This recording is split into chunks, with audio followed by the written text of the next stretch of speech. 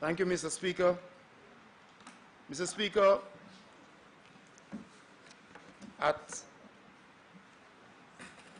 I stand to support the motion of no confidence in the Prime Minister of St. Lucia as presented by the leader of the opposition earlier today. Mr. Speaker, I stand because today, Tuesday, 29th January 2019, will go down in the history of St. Lucia as a time when the spirit of our history and the faith in what really makes us uniquely St. Lucian in this parliament today will be laid bare, and the fears of a very troubling future have been exposed. Mr. Speaker, the very behavior of members opposite, they have tried everything in their book, forgetting that there is also a book of law. They have tried everything in their book, just as they run the affairs of this country, Mr. Speaker. They have tried everything in their book to stop us, to prevent us from speaking on a motion which they vilified weeks before, and they said was a papi show.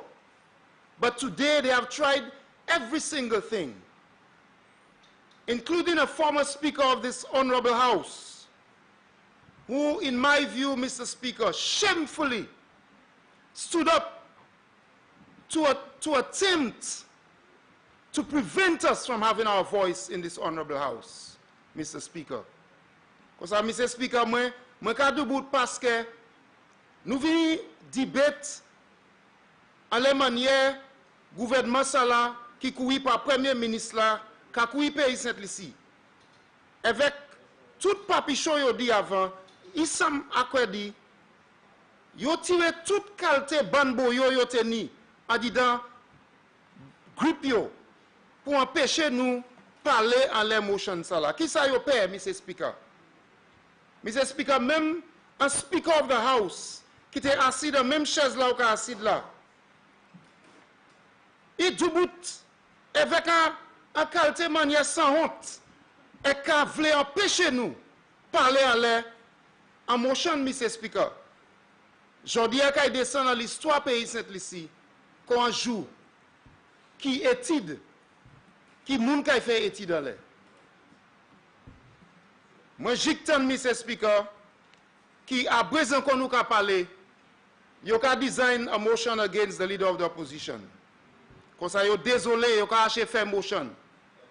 Mr. Speaker, the disdain of this Prime Minister for the people of St. Lucia makes his behavior as Prime Minister a danger to a prosperous St. Lucia. It makes him an architect, Mr. Speaker, for the conversion of St. Lucia to a backward confusion of its true self, to a country, Mr. Speaker, which is slowly becoming unidentifiable. This man's behavior, Mr. Speaker, it's fuel and it's bedding for the rapid pollution of our society. And if the way in which he governs this country continues, Mr. Speaker, it is going to be the bed for rapid and blatant acts of corruption in this country. St. Lucians are waking up, Mr. Speaker, shockingly, to a new kind of society, a different kind of St. Lucia, where, Mr. Speaker, we fought for many years to change St. Lucia. All of those people who fought in the trade union movement in the 1930s, who were fighting because one group of people, a few families dominated St. Lucia, Mr. Speaker, and ordinary St. Lucians with the help of others who are like-minded. Yo goume a trade union. Yo goume pour weki, c'est pas yon cette famille, et c'est pas Jean l'autre pays qui est ka kouiz a fait pays Saint-Lucie.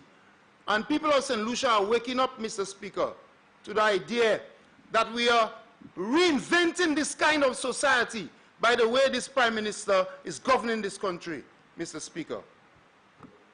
It has become, Mr. Speaker, very rapidly a country where private foreign firms, families, and their friends are the ones who have access to our land, our most strategic lands, have access to our hospitals.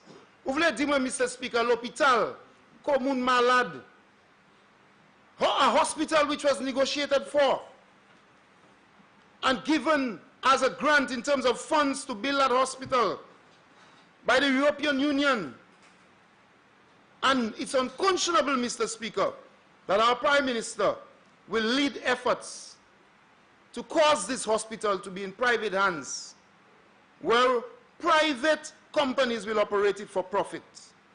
Mr. Speaker, I'm wondering to myself, Mr. Speaker, what kind of Minister for Health will sit down in a cabinet, in a St. Lucian cabinet, made up of St. Lucian people, and to sit down and accept that our hospitals will be put in private hands? What kind of Prime Minister, Mr. Speaker, will sit down and negotiate with foreign owners to control our hospitals? And what kind of Prime Minister, Mr. Speaker, will cause the practitioners, the professionals in the Medical and Dental Association to be sidelined because, based on his attitude and based on what he says, they are not important in all of this process? Mr. Speaker, who is the kind of former Prime Minister who was also a Minister for Health who will go along with this kind of thing, Mr. Speaker? What kind of mind does this? What kind of Prime Minister, Mr. Speaker, allows our taxes from a particular tourism asset or a particular hotel not to be handed over to them, Mr. Speaker? Those who make massive profits for themselves and their friends, while the majority of St. Lucians, Mr. Speaker, live their lives in a worsening condition. So this moment is historic. I thought, Mr. Speaker, we would come here and debate each other on this motion. It is very clear to me now, Mr. Speaker, that members opposite would prefer to sit silently and let people guess what's in their minds, instead of standing up and say, yes, I support the Prime Minister. I support him. I want him to privatize the hospitals. How many of them? I'm still waiting. The night is still very young. I'm still waiting, Mr. Speaker. But lo and behold, Mr. Speaker, instead of being brave, pito yo boav, ek yo duboutek di, yo kontan sa, Premier Ministre la ka kite ti yo a king fe. Yo kontan sa, Premier Ministre la fe St. Jude. Pito yo fe sa, yo vle empêcher nous parler en House of Parliament. Mr. Speaker, I feel honored to be part of this historic debate. And no matter how they try to ridicule it, their very behavior, Mr. Speaker, signals to me that while weeks ago they were pappy showing it on the radio and so on, all of the efforts to derail this motion signals to me, Mr. Speaker, that in their conscience, not what they do in the Parliament, deep down in the wells of their conscience, where truth resides, they know that this motion is important. And so they try to derail it. Shamefully, Mr. Speaker. I also want to put on the record, Mr. Speaker, that I bow my head to the leader of the opposition, for it is the first time in the history of St. Lucia that this kind of motion is being put to a debate in the House of St. Lucia, in the House of Assembly in St. Lucia. So it's historic. So if in the coming years I'm not here, I can say that, yes, the honorable member, the honorable leader of the opposition, member for Castries East, pioneered an historic debate in the House in the Parliament of St. Lucia. It's very instructive, Mr. Speaker, because we said many things about Sir John Compton. We disagreed with many of his policies, and there were many battles. But in 2.5 years, for this kind of emotion to arise out of a motion of no confidence against this Prime Minister, it says something that is deep in the well springs of truth and conscience, Mr. Speaker. This is not an easy debate, and that is why they are trying to stop us. Mr. Speaker, truth. Before I continue, I want to say that no matter our sins and our frailties in life, infinite truth and eternal truth does not die. So this motion of no confidence, no matter what they do and chair, yo vle fay papicho, mais ça qui la vérité, et ça qui est conscience moun pa ka ale. This motion of no confidence, Mr. Speaker, is predicated also on the principles of our anthem and our pledge. All of the aspects of the motion suggest to us, Mr. Speaker, that we are to be patriotic St. Lucians. And if you'll allow me, Mr. Speaker, I want to just read the words of the national pledge. With God as my guide, I pledge my allegiance to my country, St. Lucia. I proclaim that I will serve my country with pride and dignity and defend it with vigor and valor in the pursuit of excellence, justice, and equality for all.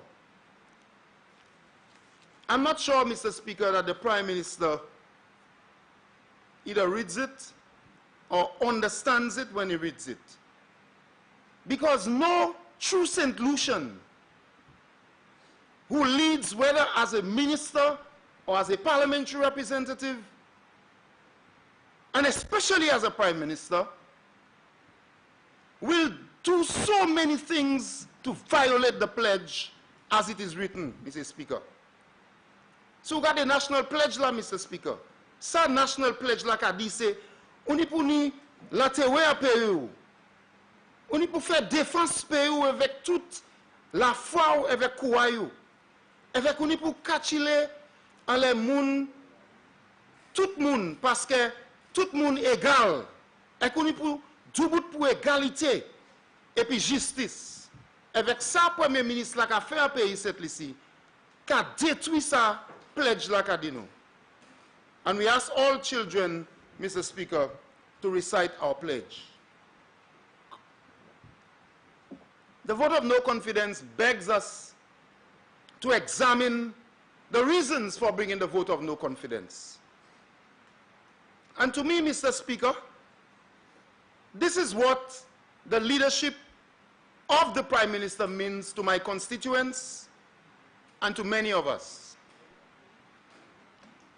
The farmer who lives in Miku, the farmer of potatoes in Choiseul, the farmer of vegetables who lives in Black Bay or Ancillary, the banana farmer who lives in the Denry Valley, or the farmers who live at Grace, Canals, Bellevue, or Kako, what the Prime Ministership, what the leadership of this Prime Minister means to them is that they were given hope. They were told that bananas will be shipped to Martinique, to France. And even after, Mr. Speaker, we worked hard to battle Black Sigatoka, they were told that they are going to bring bananas back. And the banana farmers went back to the fields. Because, Mr. Speaker, they were told things by a Prime Minister who leads a government.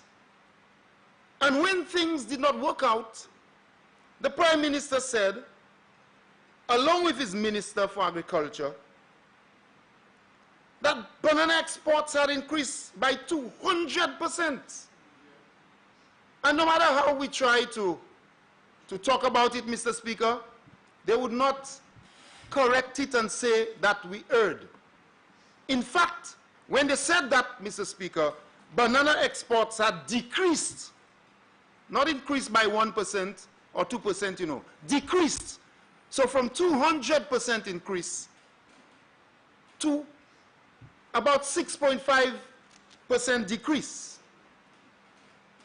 What manner of leader does that, Mr. Speaker? Qui kalte Premier Ministre? Même si vous faites un délai, nous tous ka fait mistake. Nous tous ka fait l'erreur, nous ka parler, délai nous ka dire bail qui nous pas assuré. Mais si un monde dit ou ça ou dit pas vrai, ou ka vie dit OK, moi check li, et ça me dit pas vrai. So when you say this to the farmers, you are trying to give them false hopes, Mr. Speaker. Et ça c'est qualité Premier Ministre la nou ni. For this reason, Mr. Speaker, because I represent those farmers, I have no confidence in the Prime Minister of this country. Mr. Speaker, I have no confidence because this man's tax policies, the Prime Minister's tax policies, are unfairly targeting a significantly large portion of a typical farmer's income. Qui ça me mine pas ça? Mr. Speaker, Moun ko farmer, I stand on a point of order. Mr. Speaker, respectfully, very, very respectfully, I would like to again submit Standing Order 48-1. And for a simple reason, Mr. Speaker.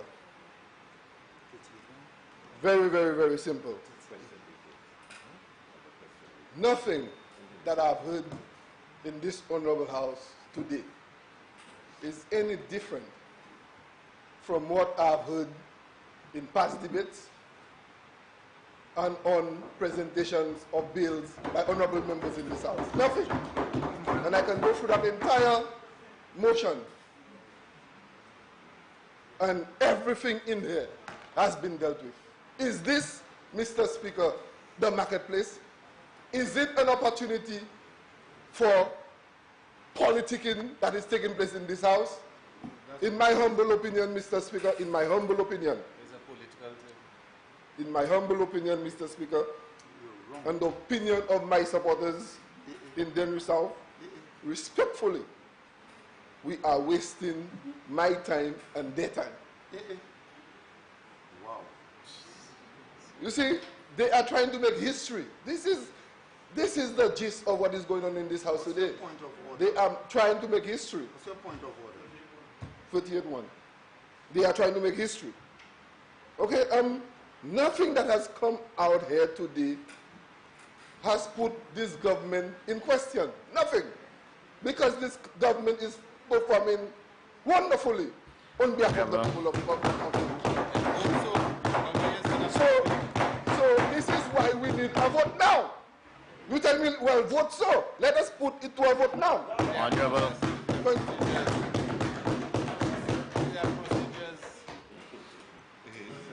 Honorable Member Denry South, please turn off your lights.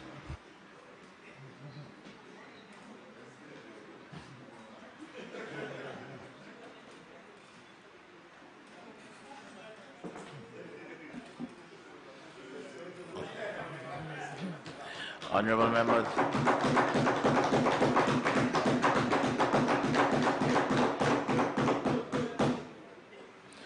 Honorable Member Denry South, I listened to your submission, and I know that you're standing on a point of order. Section 48, the point of order tend to give rise to a violation of a standing order. Although I heard your submission, I cannot rule that it would be a violation of 48.1 to so disrupt the member's submission. Let the member so complete his submission. And Honorable Member for Vieux-Fort North, you may continue, sir. Mr. Speaker, because of the deliberate tax policies of the Prime Minister, a significantly large portion of a typical farmer's income, the farmer from Vielit, Louvet, or Bamboo, or Majomel, or Saltibus, a significant portion of their income has been targeted. Why would, Mr. Speaker, the Prime Minister impose hardship on the farmers of this country? Many farmers, Mr. Speaker, especially those who own vans of the four-wheel type, have had to spend less on their families and spend less within their communities because of the tax policies of this Prime Minister. Mr. Speaker, kalte tax la, Premier Ministre mette ale, se moun set lisia, farmer ka dépenser moins l'argent en les familles. Parce que si on y a un van, en four-wheel drive, tax la, Premier Ministre la mette ka mette yon plus difficulty. A farmer, Mr. Speaker, who has one of those four-wheel drives would probably use about 120 gallons of fuel per month. This works out to be about $2,400 in gas taxes a year. Moi, je voulais calculer li parce que toutes les meetings en constituency, nous avons calculé li à la board. Et que ces femmes ont dit, what? Oui. Là, vous regardez 4 gallons de gaz ou brûlé, et vous multipliez by $1.50, et vous multipliez par combien de semaines et combien de mois dans l'année, à chaque femme qui a payé le gouvernement $2,400, $2,400 par l'année.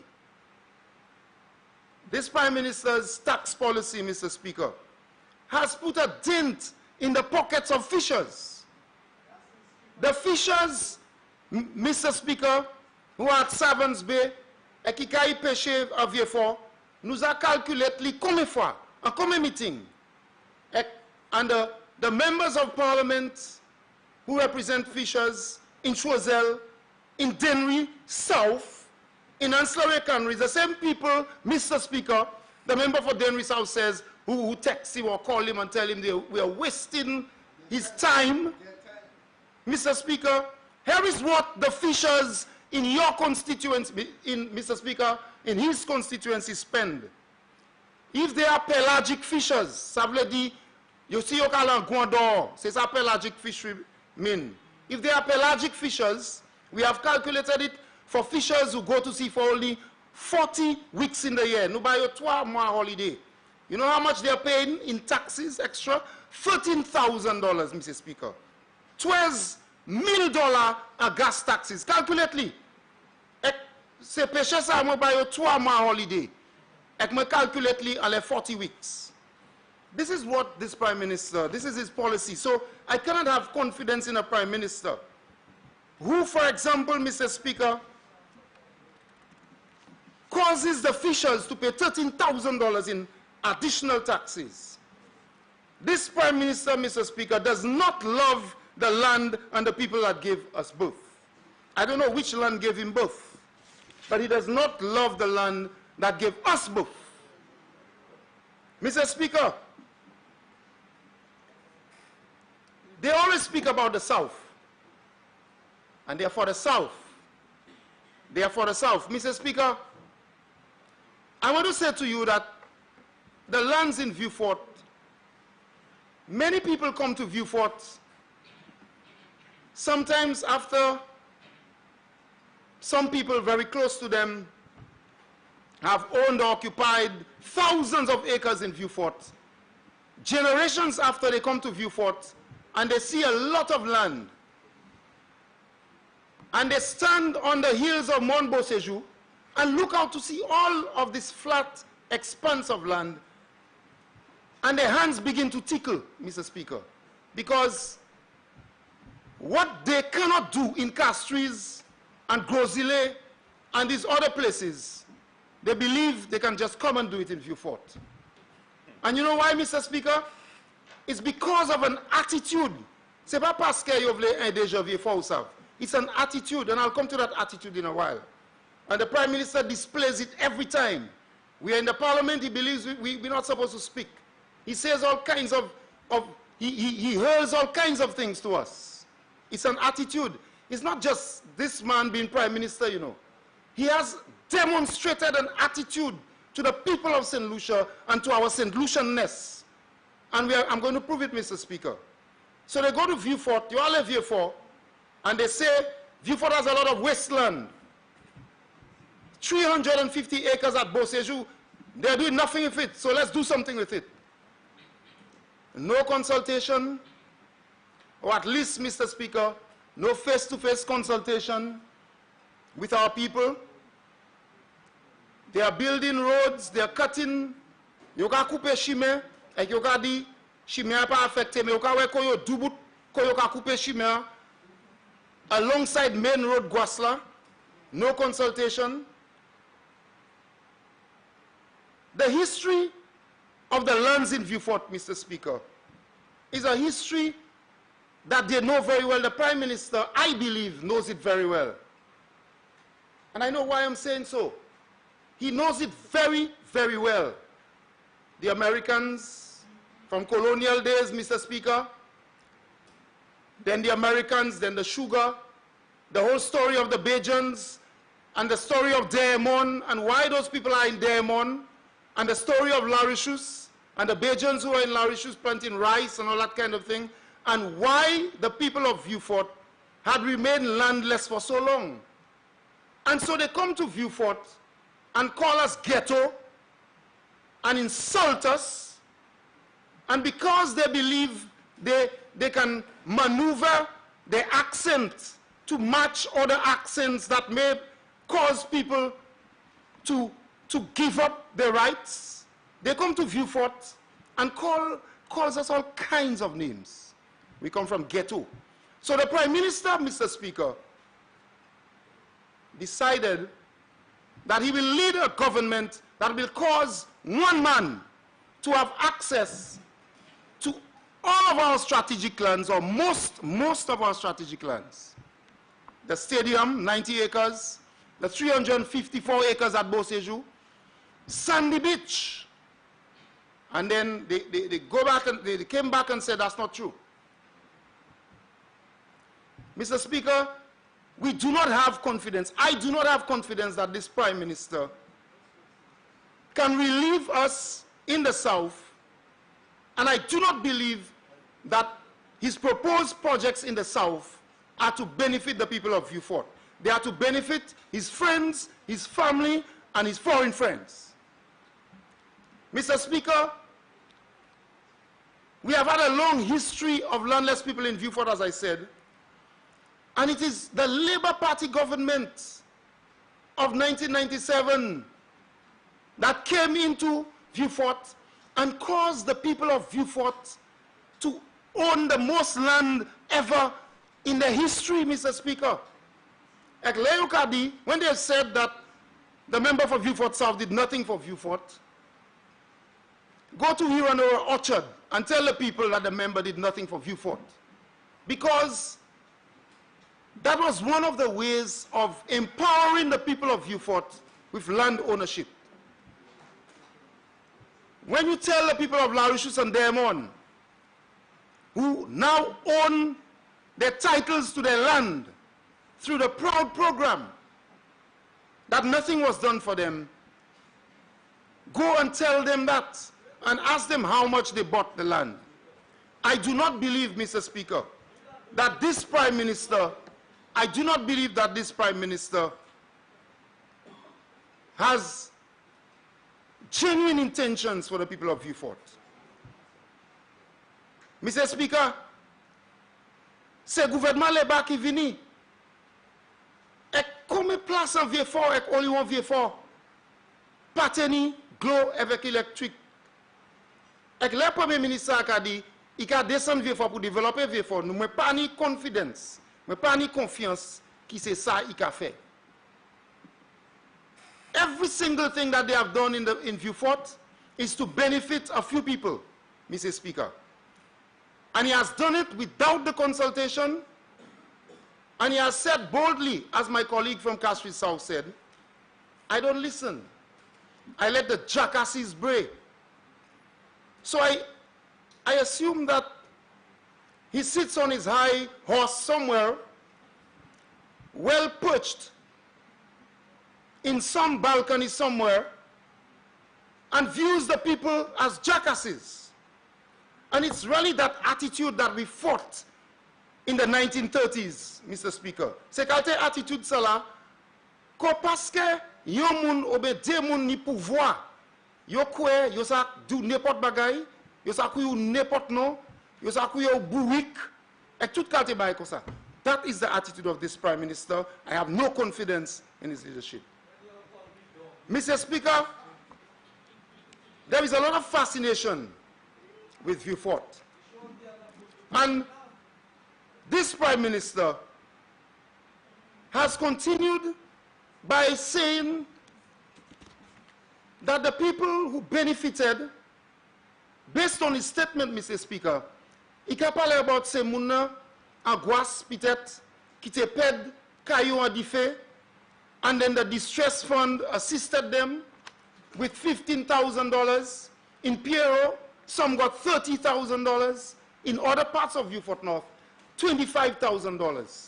I can count at least 5 families, Mr. Speaker, that the distress fund assisted. Esuka Dima, Mr. Speaker, are you telling me that those people are beggars and none of us has constituents who come up with those issues?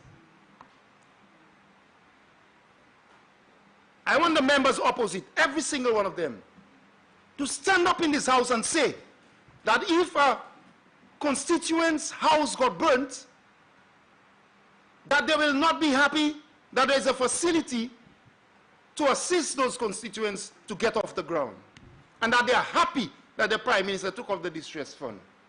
Je veux dire que dit ça à Kaila, Mr. Speaker. Plutôt yo essayer vle doubout debate là. If in Denry South, Mr. Speaker, somebody's house gets burnt, God forbid, we don't want it to happen, but accident ka fait. If it happens, I want the member for Denry South, through you, Mr. Speaker, to stand up and say that he's happy that there's no distress fund.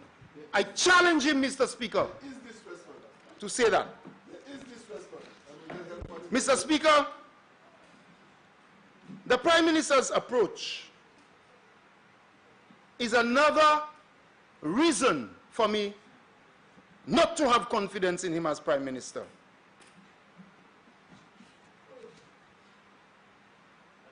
Mr. Speaker, there is a rolling back of history that is happening in this country. And throughout the Prime Minister's leadership, you can sense, based on his actions, that the people of the country do not matter. There is a land grab that is happening in this country, Mr. Speaker. Because isam, Mr. Speaker, you can garde tout partout en pays Saint-Lucie. They are looking everywhere. And as long as there is an available opportunity, there is a land grab. And so I do not believe that the actions of this Prime Minister in relation to the land is honorable. Look at Sandy Beach, Mr. Speaker. I cannot forget the time I said in this house that no skyscrapers will prevent my children from knowing what is a Tululu and running behind the Tululu and a Zagaya on Sandy Beach, that we would resist it. Because the Prime Minister, Mr. Speaker, I believe, does not relate to that kind of thing. I don't think he knows what's a Tululu or a Zagaya. Mr. Speaker, I don't think he knows that. And so the Prime Minister will not understand that the people of the South use Sandy Beach on a Sunday sometimes pour aller mener issue avec couide Tululu et Zagaya. And so it's easy, Mr. Speaker, for him to agree that skyscrapers can go on Sandy Beach. Except for some way to do, Mr. Speaker, PS, DSH, skyscraper, pakale on Sandy Beach. They denied it, Mr. Speaker. If, Mr. Speaker, this Prime Minister is running a government where in almost every case, you cannot put your finger on what's happening with the agreements, the tendering process. And if he continues like this, Mr. Speaker, this opens the way for blatant corruption. And there is a cost to corruption, Mr. Speaker. That kind of leadership, Mr. Speaker, continues to encourage a system of graft if it continues. And that kind of system goes deep. Mr. Speaker, the airport project has been spoken about. And while members opposite, Mr. Speaker, claim all the time that we are talking about things that have been debated, it's just a tactic to stop us. It means, therefore, that in future debates of the House, we should not talk about the budget. It means, therefore, we should not talk about so many things. And the ruling has been made, and I look forward to debates of members opposite to see if they'll talk about things that we have debated in this House. I look forward eagerly to that. In the airport project, Mr. Speaker, you have a Prime Minister who came to Parliament, and is he allowed, Mr. Speaker, to put earphones in his ears? Do you see, Mr. Speaker, do you see the Prime Minister with headphones in his ears? Is that allowed? That's his disdain for the people. That is his disdain for the people. His disdain for the people. Disrespectful. Mr. Speaker,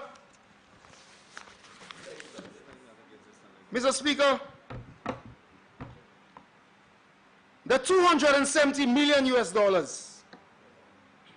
that was loaned from the Taiwanese was loaned, and up to now the government cannot give us the details. They cannot tell us. They cannot tell us how much more we'll need to complete the airport. It's like, Mr. Speaker, a contractor tells you you need $100,000, go for a loan for $100,000 to build your house. But he tells you that you'll need more money to build a house. He doesn't have the plan. You don't have designs. You will get the designs after you get the loan. And in time, we are going to complete the project. C'est même comme si un contracteur doit prendre un loan pour $100,000 pour faire un caille. Il n'a pas ni plan, il n'a pas ni design, mais ils savent qu'ils ont $100,000, pas fini caille là. Et qu'ils doivent jouer plus l'argent plus tard. That is how this Prime Minister operates. Mr. Speaker, the same thing happened with St. Jude's. And even though, Mr. Speaker, he put lead or iron plugs in his ears, the people of St. Lucia don't need to hear. They feel the effects of this Prime Minister's leadership in this country. And so, Mr. Speaker, tonight, he puts plugs in his ears, but the children who inhaled, according to doctors, fiberglass fibers from the St. Jude hospital roof, and the doctors, according to them, for years, those fibers may be lodged in their lungs. He's putting plugs in his ears because he will not hear their cries for many years to come. Mr. Speaker, the St. Jude Hospital project, when the containers, the used containers, when the used containers were being put for the doctors and for people to be put in those containers in St. Jude, he will continue to put plugs in his ears in the house because he does not care. Because if, Mr. Speaker, something happens to him, it's helicopters that take him and his family and his people to Martinique and other places. Member, Vieux-Fort North, allow the member from premise. Vieux-Fort North. It continues to go on. We're being very patient with him. You didn't hear, you had plugs in your ears. And that he has said that there was fiberglass in the stadium. I want him to again know that he's misleading the House. The reports that came out show that there was no fiberglass on the elements that were in the roof, and I would ask him to desist from that. In fact, there was a news story that came out, and I'm surprised that he did not hear it.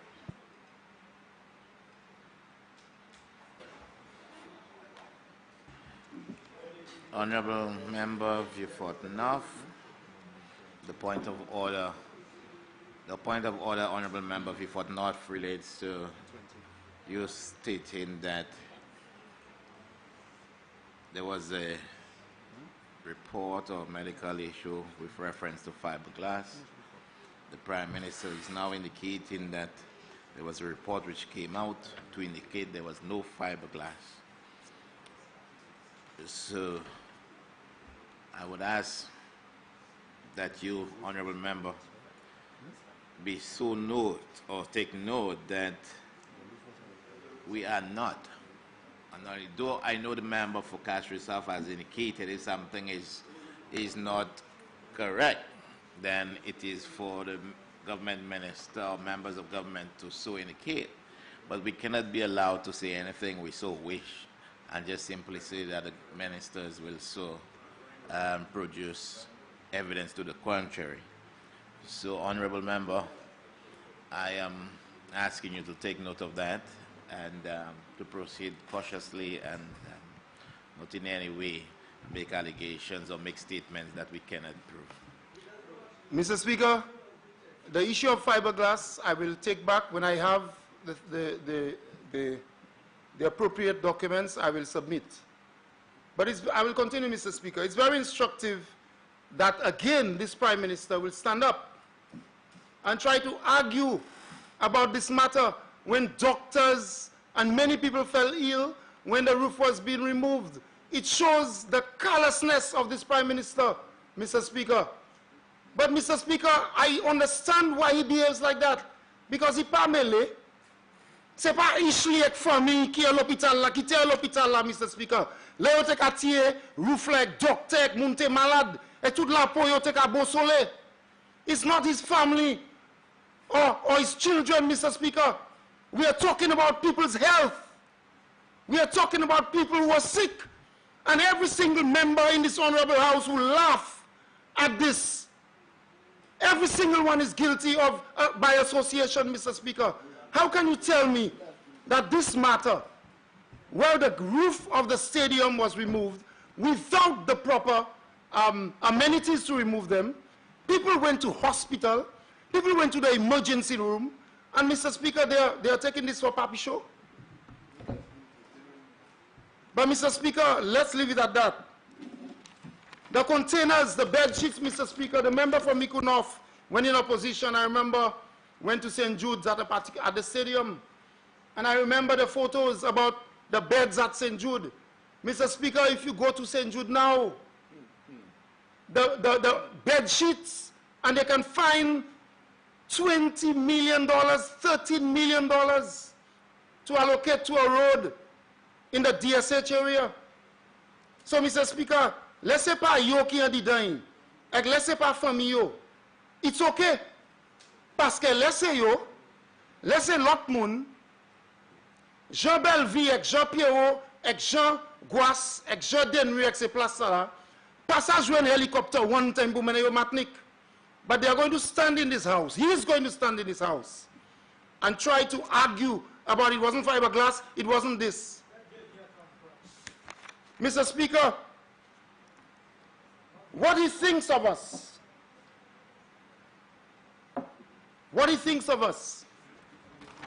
is very important. The issue of minibus drivers, Mr. Speaker, and the taxes. The typical minibus driver who travels from Vieux-Fort to Belleville or from Vieux-Fort to Grace, Mr. Speaker,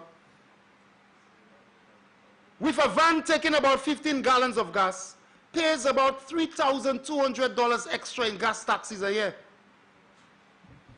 And depending on how often they move, we have calculated it to up to $4,000 in gas taxes a year for the minibus drivers, at least in my area. Papa Lepu, c'est chaque cas les castuya. I don't know for the Grosile, I have not calculated for Grosile. It's easy to calculate, but this Prime Minister does not care about that, because he can quickly take an FAR to put on the government van, and I thought to get an FAR you had to go through a process, and you needed to have a farm, and you needed to go through forms and documents in the Ministry of Agriculture. But because he's a Premier Minister, he need to make FAR on the van now. FAR is there for a particular reason. It's an incentive for farmers. FAR. So he's a king, Mr. Speaker. He said, he can control tout bagay. I would love to see the documents that cause the Prime Minister to get FAR to put on his van. That is the kind of attitude I'm talking about. A king of all his surveys. Because I pay bush dodlers, or say mendicants, or say jackass, and I'm doing what I want. Mr. Speaker, I do not have confidence because this Prime Minister, based on his utterances and based on his actions, he does not believe that we deserve the Owen King EU Hospital. Based on his actions and his utterances, Owen King EU Hospital are trop bon pour nous. So this is not about economics. It's not about, it's too good for us. We cannot run it. And therefore it has to go to somebody else to run. The doctors are not important. The nurses are not important enough to bring them into the fold of discussion. Mr. Speaker, the case of healthcare in St. Lucia is tragic. And while we always had issues with healthcare, the deliberate actions of this Prime Minister, who leads his cabinet, have caused healthcare and many situations in healthcare to worsen. Mr. Speaker, when I read the pledge and I read our national anthem, I sing the national anthem, I ask myself sometimes whether the Prime Minister is really and truly St. Lucian. While he may have St. Lucian nationality, is he really, does he understand us? Does he understand what makes us tick? Does he understand us? Does he understand us, Mr. Speaker? Mr. Speaker, in the treatment of St. Lucians, by promoting friends, foreigners, and family, his attitude is wepuku. Wepukuzot. We don't belong. Wepukuzot. So, Mr. Speaker, we are left to wander in a valley of despair while the Prime Minister surveys all of what he sees. We do not belong. It is not for us. Mr. Speaker, a Prime Minister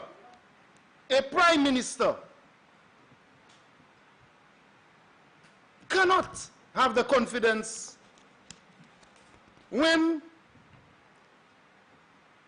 in our 40th year of independence, you can actually pick out a list of at least 40 untruths. There are more, but I picked out 40. How much time do I have left, Mr. Speaker?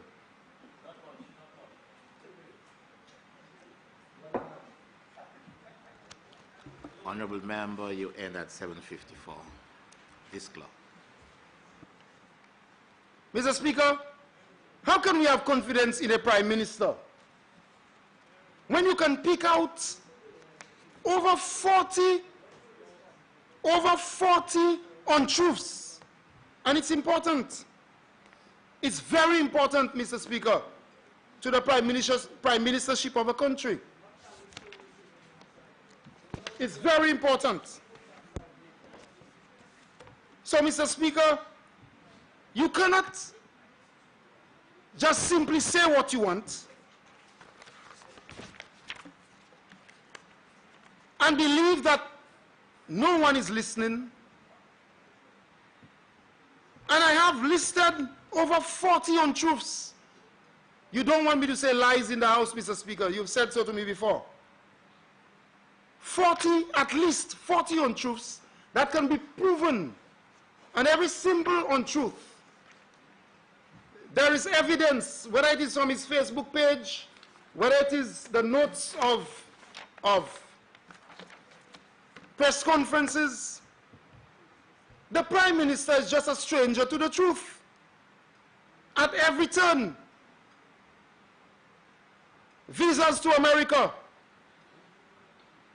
The goal is to make sure that one day, the day will come when St. Lucians will not need visas to go to America.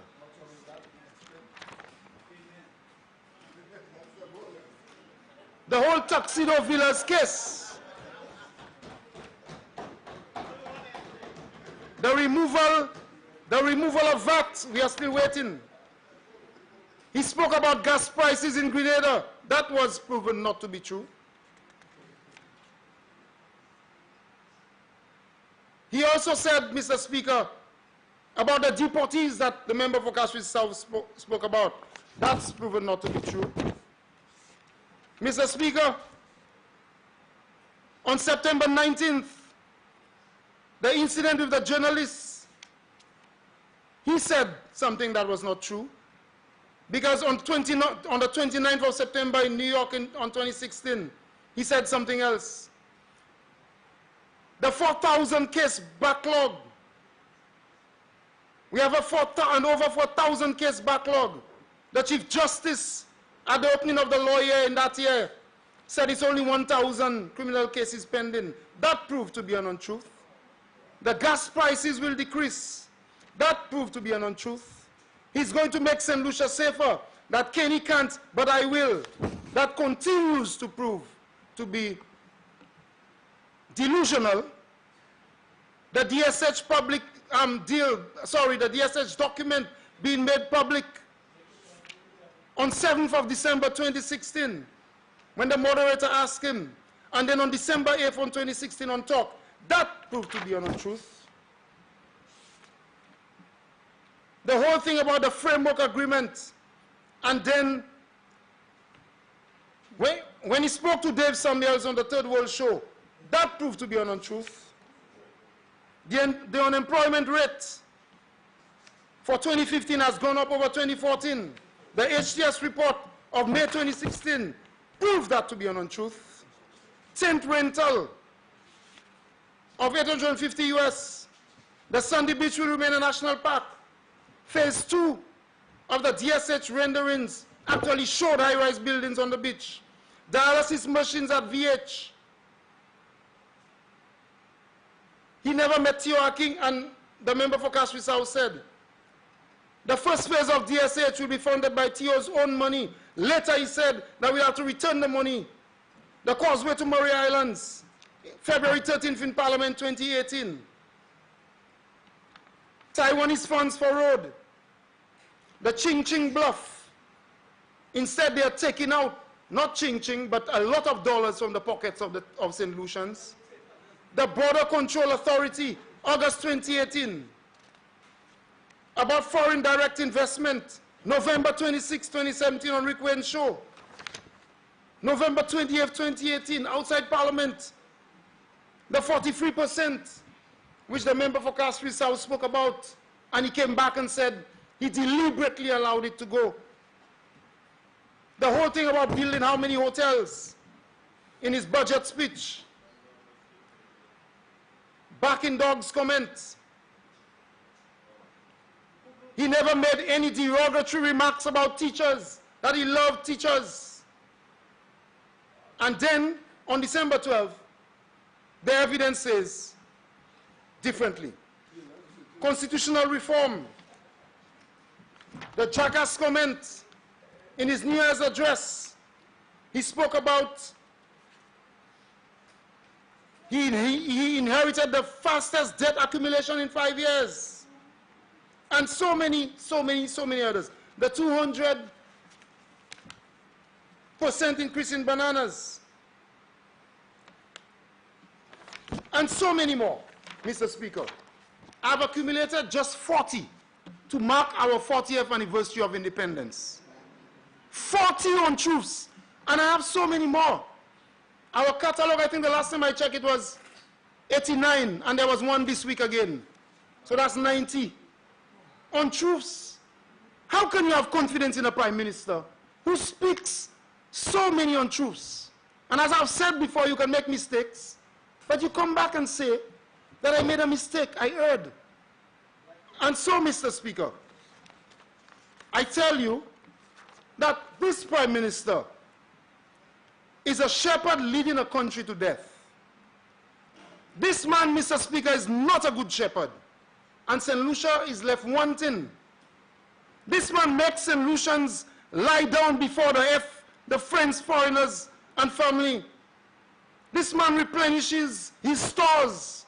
He leads working St. Lucians to the door of further indebtedness, and all this for his close associates' sake. Through our constituents, St. Lucians walk through valleys of debt and personal darkness. This man shows that he feels no empathy, for he believes that his lords, his friends, will deliver him. And so, Mr. Speaker, I say to you that there are so many reasons for us having no confidence in this prime minister. But what I want, more than anything else in this debate, is for the member for Castries North to stand up and say that the prime minister is correct about what he's doing. He supports the prime minister in what he's doing.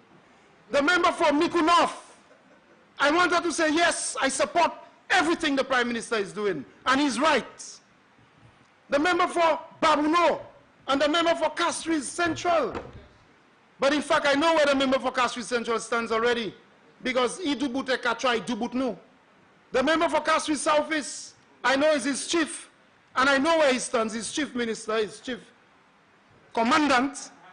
But I want him to place on the record in the House so that his constituents can hear that everything the prime minister is doing with healthcare, privatizing Owen King EU Hospital, is correct.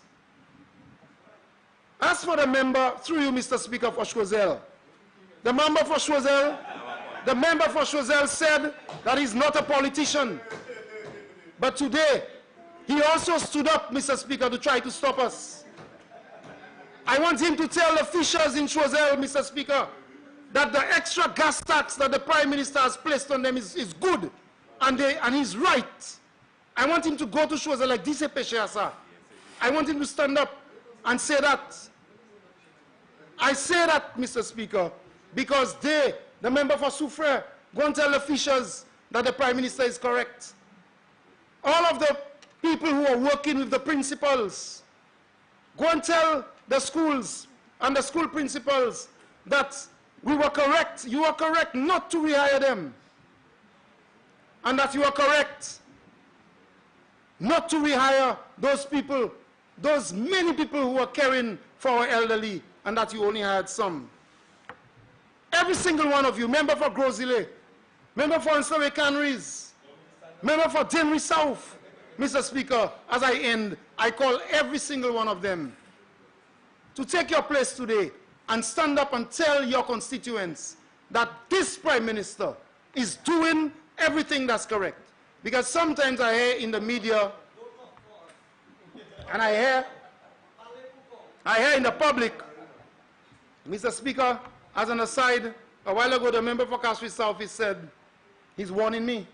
I don't know what that meant, whether it was in jest or whatever, but I just want to say it. I just want to say it, and I know why I'm doing that. Yeah, I know you'll not waste my, I know I'm not of the kind of ilk for you to waste your time with me. Honorable members. But, Mr. Speaker, Mr. Speaker, I wish to say, Go ahead, honorable member.